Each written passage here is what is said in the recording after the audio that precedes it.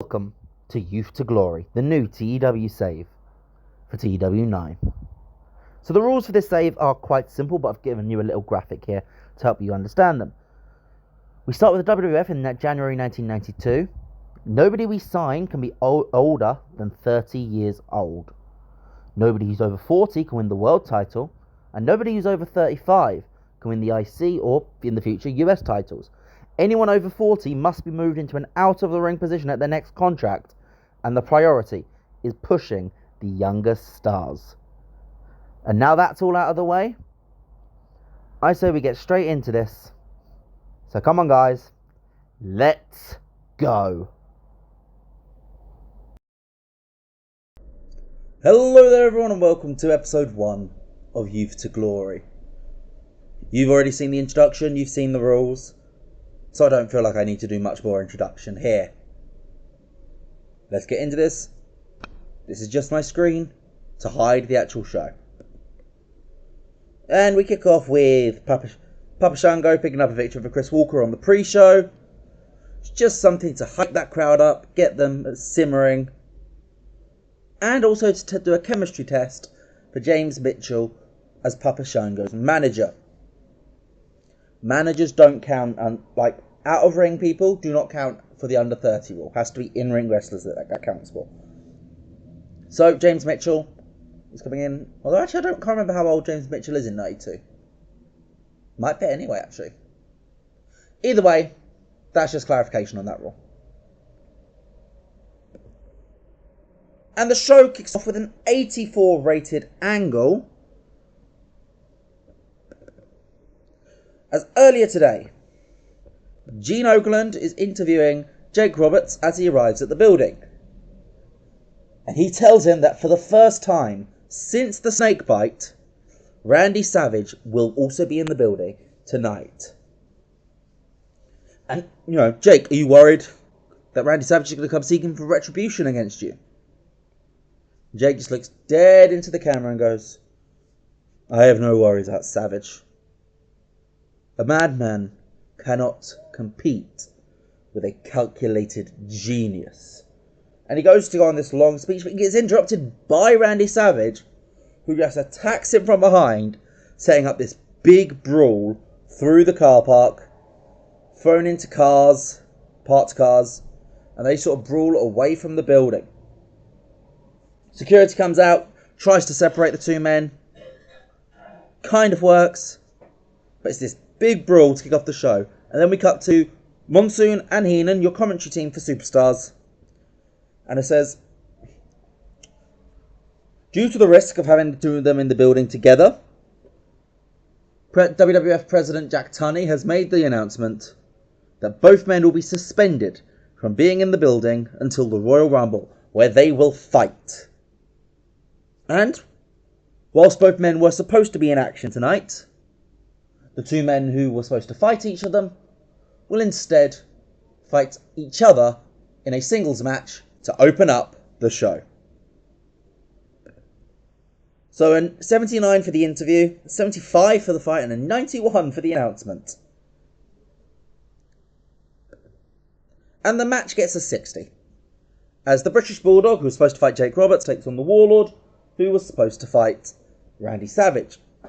And it is the Bulldog who picks up the win, tapping him out in 7.5 minutes. It's a pretty simple match. It's two of our under 30 wrestlers. So two people who we are going to be pushing to different extents. Bulldog is absolutely going to be getting a big push.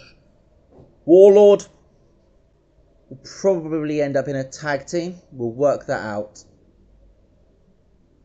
as it goes, but he is somebody who we can use in a big picture. And Gene Okerlund gets into the ring with the British Bulldog. And Bulldog says, you know what, yes, tonight I was prepared to fight Jake Roberts. Barbarian is still a warlord. Why have I said Barbarian? The Warlord is still a phenomenal competitor. As good as the Warlord is, though, Bulldog is better. And 1992 will be the year of the Bulldog. Capped off with this announcement which President Jack Tunney has allowed me to give to the fans. SummerSlam 1992 will be held in my home country, England, in the most legendary stadium of them all, Wembley. That's just the confirmation of SummerSlam, because in actuality it hadn't been announced yet. I don't think it was announced to be, I can't remember where it was, but it was announced somewhere else, and it wasn't until like June that they announced for Wembley. We're not doing that. We're announcing Wembley from day one. And I think the Bulldog is the perfect person to make that announcement. We then move on. Our second match of the night sees the New Foundation, the Rocket Owen Hart and Jim Neidhart, defeat a debuting team who will probably play a big part in the early 90s tag team scene. It's the Smoking Guns, Bart and Billy Gunn. The New Foundation, however, do pick up the win. It goes less than 6 minutes. Matches that aren't the main event are going to go quite short in these superstars until, once we get to Raw and once we get to longer Raws, that's when we'll start building up the mid-card as the in-ring side of things. But right now, that's not what Superstars is. So the New Foundation pick up the win. Owen taps out Bart with a sharpshooter. Owen was the best performer in this match. For some reason, he's unimportant. He is going to be a big part of these next few years, so we're going to be building him up. And this is the perfect way to do it, having him in a tag team with an older guy. I think Neidhart's 36 at this point, so Neidhart's not allowed to go for the IC title. Owen most certainly is. Backstage promo with Hogan and Sid. Sid's chatting to Hogan about, hey, I don't know, I feel like in this partnership, the fans just, they're never going to appreciate me as much as they do you. And he's like, oh, Sid, don't you worry. The Hulkamaniacs, they're going to love you. Not everyone can be Hulk Hogan, that is true, but Sid, you are something special. And tonight in the main event, they are going to be cheering for you, just as much as the Hulkamaniacs cheer for Hulk Hogan. Gets an 83 rating, advances 2 storylines, both Fair to Flair and Sid Here's the Chance. Because if you put storylines in the pre-game editor, you could have people be a major role in multiple.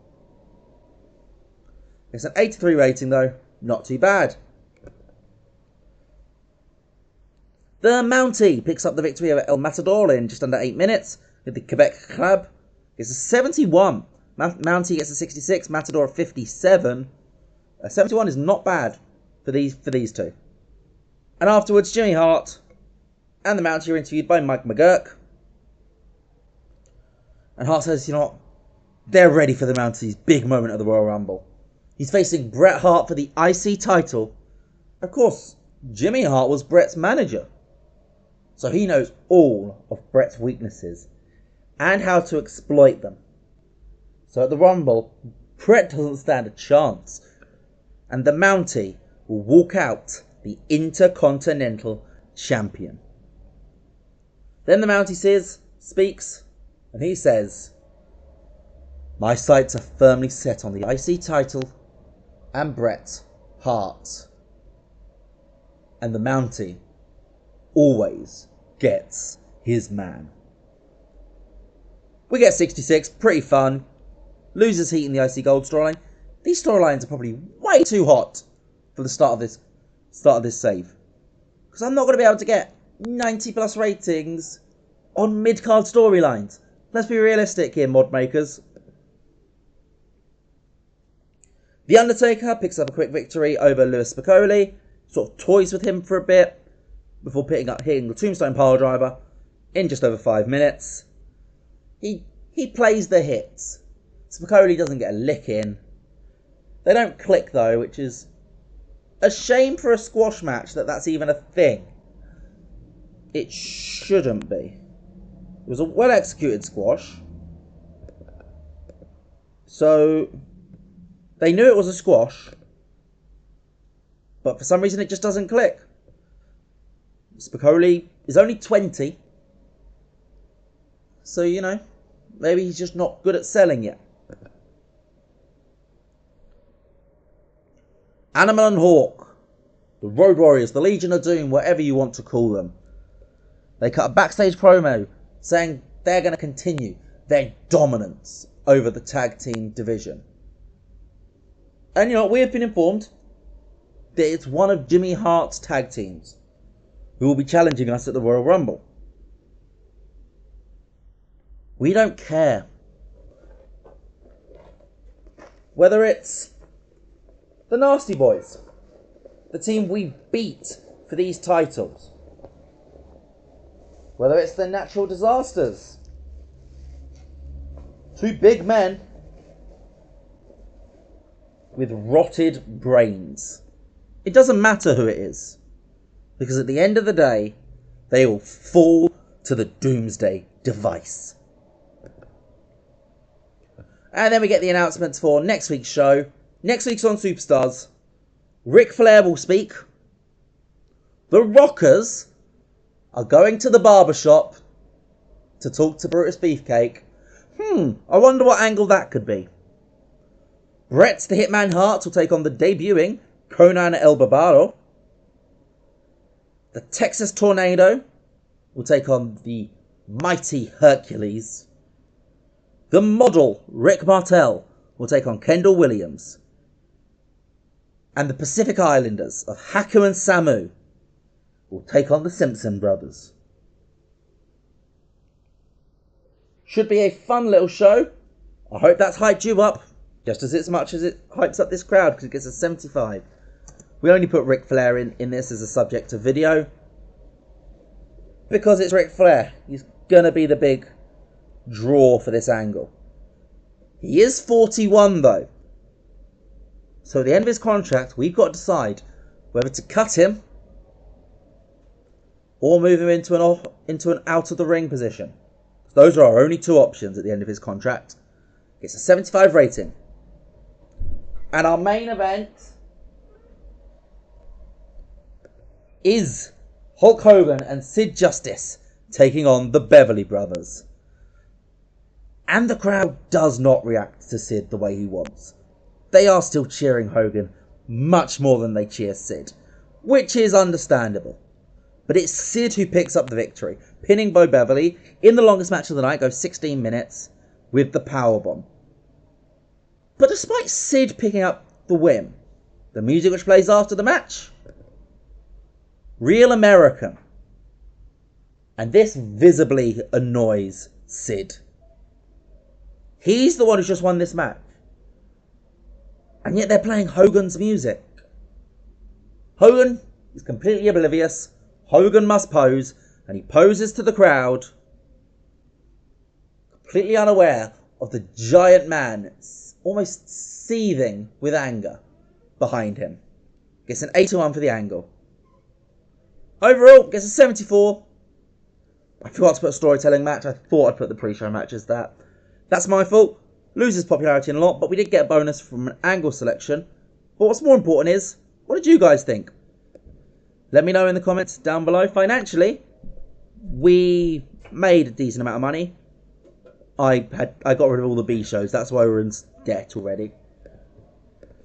And yeah, it was every single American region which we lost pop. But what did you guys think? And I'll see you in the next episode. Goodbye.